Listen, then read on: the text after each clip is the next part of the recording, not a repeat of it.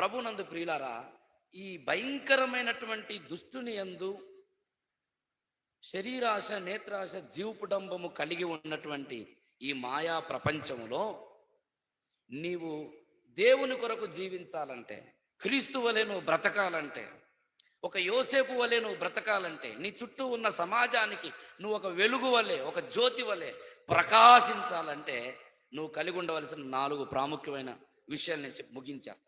మొట్టమొదటిది దైవ భయం మనం కలిగి ఉండాలి. దేవునికి స్తోత్రం. దేవుడంటే భయం మనం కలిగి ఉండాలి. నిర్గమాకాండము దయచేసి మీరు చూడండి, 20వ అధ్యాయము 20వ వచనం. 20వ అధ్యాయము 20వ వచనం. అందుకు మోషే, భయపడకుడి, మిమ్మును పరీక్షించుటకును మీరు పాపము చేయకుండునట్లు ఆయన భయము మీకు కలుగుటకును దేవుడు వేంచేసినని ప్రజలతో చెప్పెను. దేవుని భయం, దైవ భయం మన గుండెల్లో ఉన్నప్పుడు పాపము చేయడానికి, దేవునికి అసహ్యమైన కార్యము చేయటానికి, దేవునికి విరోధముగా జీవించడానికి, దేవుని దుఃఖపెట్టే వ్యవహారాలు, విషయాలలో పాలు పంపులు పొందడానికి నీవు భయపడతావు, నువ్వు దూరంగా ఉంటావు. దైవ భయం మనకు నేర్పించే పాఠం అది. ఇక్కడ మనం గమనిస్తే, మీకు కలుగునట్లు, ఏం కలుగునట్లు? భయము కలుగునట్లు. ఎందుకు భయము కలుగునట్లు అంటే పాపము చేయకుండునట్లు. మీరు పాపము చేయకుండునట్లు ఆయన భయము మీకు కలుగుటకన్నాడు. అంటే భయం ఏం చేస్తుంది? పాపము చేయకుండా మనలను అదుపు చేస్తుంది. మీరు కీర్తనల గ్రంథం 4వ కీర్తన 4వ వచనం చూడండి. భయము నొంది పాపము చేయకుడి అంటున్నాడు. అంటే భయం అనేది ఏం చేస్తుందంటే, ఒక వ్యక్తి జీవితంలో పాపము చేయకుండా, అతిక్రమించకుండా, అవిధేయతలోనికి వెళ్లకుండా, దేవుణ్ణి దుఃఖ పెట్టకుండా, దేవుని అందలి భయం మనలను అదుపు చేస్తుంది. యోసేపు జీవితంలో మీరు గమనిస్తే, పాపము చేయడానికి అన్ని అవకాశాలు ఉన్నా యోసేపు ఎందుకు పాపము నుండి పారిపోయాడంటే, దానికి కారణం యోసేపే ఒక మాట అంటాడు. చూడండి దయచేసి 42వ అధ్యాయము 18వ వాక్యం. 3వ దినమున యోసేపు వారిని చూచి, ఎంత మాట అంటున్నాడు, నేను దేవునికి భయపడువాడను. చెప్పండి అందరూ నాతో పాటు చెప్పండి, చేతులెత్తి చెప్పండి. నేను చెప్పాలి. నేను దేవునికి భయపడువాడను. నిజంగా మీరు భయపడతారా? దేవునికి భయపడతారా? ఇంట్లో తల్లిదండ్రులకే భయపడరు, ఇంక దేవునికి ఏం భయపడతారు? పాస్టర్ గారికే భయపడరు, దేవునికి ఏం భయపడతారు? ప్రభునందు ప్రియ సోదరి సోదరులారా, యోసేపు అంటున్నాడు, నేను దేవునికి భయపడవాడను. ఎంత నిశ్చయతతో చెబుతున్నాడు, ఎంత ఖచ్చితంగా చెబుతున్నాడు. దేవునికి భయపడేవారమండి మేము అని చాలా మంది అంటారు. దేవునికి భయపడేవాడని చెప్పటం కాదు. దేవునికి భయపడువాడు ఎలా ఉంటాడంటే, దేవునికి భయపడే వానిలో ఉండే ఒక లక్షణం ఏమిటంటే, అతడు చెడుతనమును అసహించుకుంటాడు. యోబును గురించి ఒక మాట రాయబడి ఉంది. ఊజు దేశమందు యోబు అను ఒక భక్తిపరుడు ఉండెను.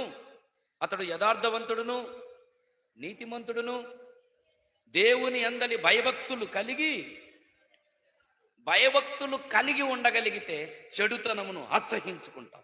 యెహోవా యందు భయభక్తులు కలిగి ఉండుట చెడుతనమును అసహించుకొనుటయే అని సామెతల్లో సొలొమోను అంటాడు.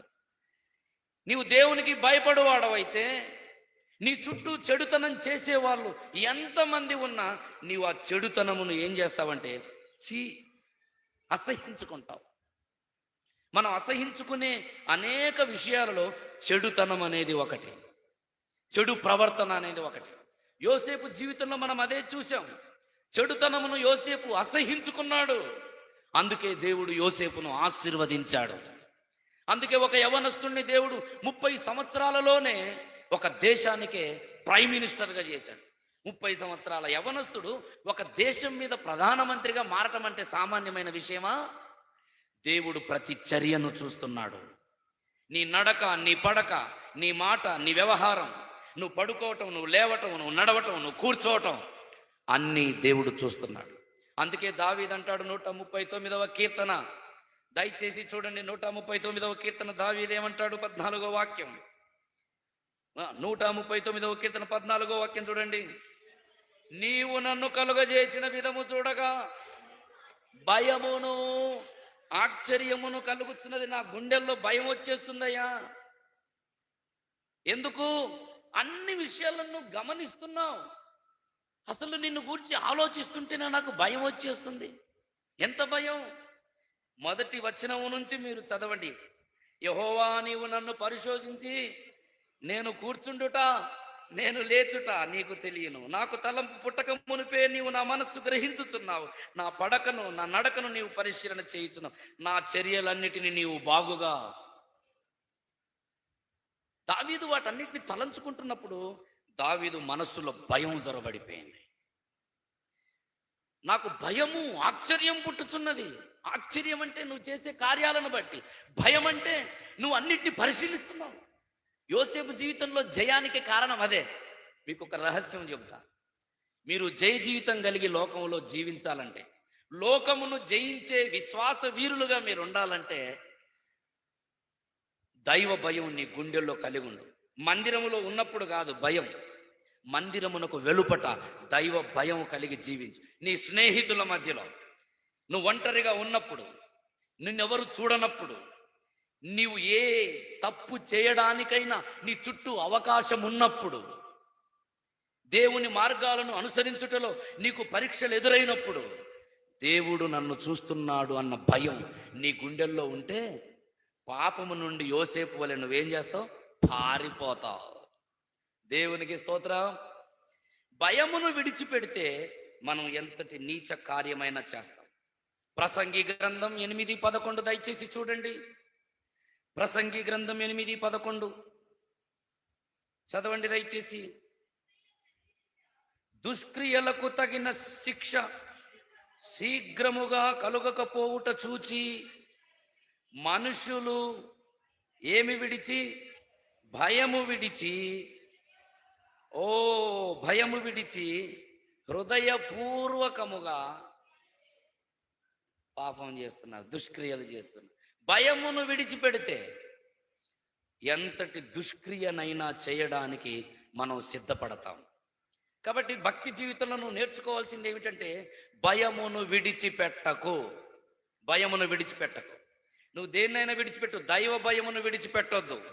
అదే నీ జయ జీవితానికి రహస్యం. భయము మన జీవితంలో మనకు కలిగించే దీవెన ఏమిటంటే, కొరింథీయులకు రాసిన 2వ పత్రిక 7వ అధ్యాయం 1వ వాక్యం దయచేసి చూడండి. కొరింథీయులకు రాసిన 2వ పత్రిక 7వ అధ్యాయము 1వ వచనం. ప్రియులారా, దేవుని భయముతో పరిశుద్ధతను సంపూర్తి చేసుకొనుచు శరీరమునకును ఆత్మకును కలిగిన సమస్త కల్మషమును మనలను పవిత్రులనుగా చేసుకుందాము దేవుని భయముతో. ప్రియులారా, మనకు ఈ వాగ్దానములున్నవి కనుక మనం లోకములో దేవుని భయం కలిగి ఉండాలి. మనల్ని చూసిన వారు ఏమని సాక్ష్యం ఇవ్వాలంటే, వీరు దేవునికి భయపడు ప్రజలని సాక్ష్యం ఇవ్వాలి.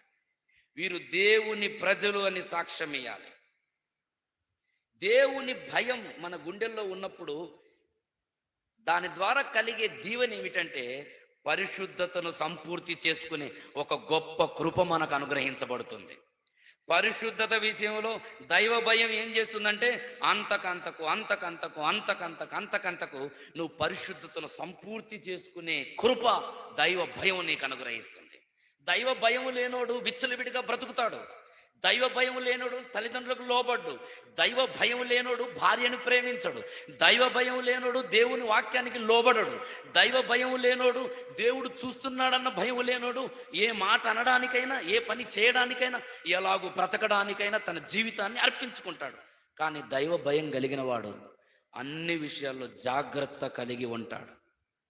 దైవ భయం పరిశుద్ధతను సంపూర్తి చేసుకునే కృపను అనుగ్రహిస్తుంది. దేవునికి స్తోత్రం. ఈ లోకములో మనము జీవిస్తున్నాము కనుక దైవ భయం మనకు అవసరం. ఒక రోజున తీర్పు తీర్చే తండ్రి యొద్దకు మనం వెళ్తున్నాం. భయమును విడిచి ఒకవేళ నువ్వు పాపము చేస్తే దేవుడు ప్రతి దానికి నిన్ను లెక్కడుగుతాడు. యవనస్తుడా, యవనస్తురాలా, సోదరి సోదరుడా, మనం ఈ లోకంలో పరదేశునముగా ఉన్నాం. పేతురు తన పత్రికను రాస్తూ మొదటి పత్రిక 1వ అధ్యాయం 17వ వాక్యం చూడండి దయచేసి. పక్షపాతము లేకుండా క్రియలను బట్టి ప్రతివానిని తీర్పు తీర్చువాడు తండ్రి అని మీరు పరదేశులై ఉన్నంత కాలము భయముతో గడపండి. ఎలా గడపండి?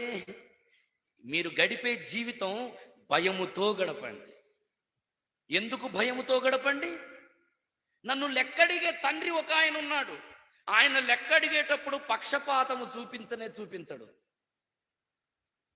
పక్షపాతం చూపించడు. ప్రభువా, మా నాన్న చాలా పెద్ద పాస్టర్ గారు ప్రభువా, నేను సంవత్సరాల కొద్ది సంఘంలో ఉన్నా ప్రభువా. మంచివే, కానీ నీ జీవితంలో భయం అనేది నువ్వు లేకుండా బ్రతికావు. భయానికి చోటు ఇవ్వకుండా నీకు నచ్చినట్లు బ్రతికావు. ప్రభునందు ప్రియ సోదరి సోదరులారా, ఈ లోకములో చీకటిమయమైన ఈ లోకములో శరీరాశ నేత్రాశ జీవపు డంబంతో నిండుకున్న ఈ లోకములో ఆకర్షించే ఈ లోకములో పాపానికి ఈడ్చే ఈ లోకములో నీవు దేవుని కొరకు పవిత్రునిగా ఒక యోసేపు వలె బ్రతకాలంటే నీ గుండెల్లో దైవ భయం ఉండాలి. యేసు నామమున హల్లెలూయా. దేవుని భయం నీ గుండెలలోనికి వచ్చునుగాక. ఆమెన్. నువ్వు కూర్చున్నప్పుడు, నువ్వు లేచినప్పుడు, నువ్వు నడుస్తున్నప్పుడు, నువ్వు పడుకున్నప్పుడు, నువ్వు ఒంటరిగా ఉన్నప్పుడు, అందరిలో ఉన్నప్పుడు దేవుని భయం ఎప్పుడు నీ గుండెల్లో స్థిరపరచబడునుగాక.